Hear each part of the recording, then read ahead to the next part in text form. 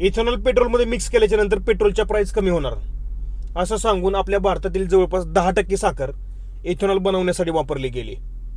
आज साखरच गेली 70च्या पार. इथेनॉल पेट्रोलमध्ये मिक्स केल्याच्या नंतर पेट्रोलच्या प्राइस कमी होणार होत्या, त्या पण काही कमी झाल्या नाहीत. गडकरी साहेब काय म्हणतात, तुम्हाला जर प्युअर पेट्रोल टाकायचं असेल तर 160-170 रुपये देऊन प्युअर पेट्रोल तुम्ही टाकू शकता. इथेनॉलमुळे गाड्यांना प्रॉब्लेम काय येतात तो विषय वेगळाच. म्हणजे आता इथेनॉल आपल्या भारतामध्ये आलंय, याचा फायदा नक्की कुणाला झालाय हे मला समजायला झालंय. जे लोक गाड्यामध्ये आपले पेट्रोल टाकतायत त्या गाड्यांना इथेनॉलमुळे प्रॉब्लेम यायला लागलेत. साखर सध्या इथेनॉल बनवण्यासाठी वापरली जाते. सामान्य माणसाला आधी साखर 40-45 रुपये मिळत होती, ती आता 70च्या पार गेली.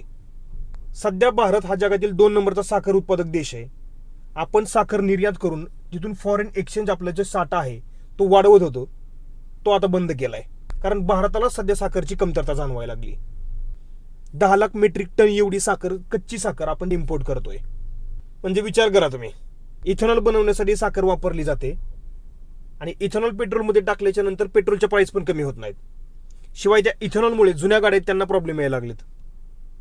आणि सामान्य माणूस जो 40-45 रुपये साखर घेत होता तो आता 70च्या पार गेली साखर. हे काय इथेनॉलमुळे एक सामान्य माणूस किती ट्रबलमध्ये आलाय आता सगळे आपल्या डोळ्याने बघतायत. आणि इथून पुढे अजूनही किती प्रॉब्लेम येणार आहेत हे पण आपण स्वतः बघायचं डोळ्याने.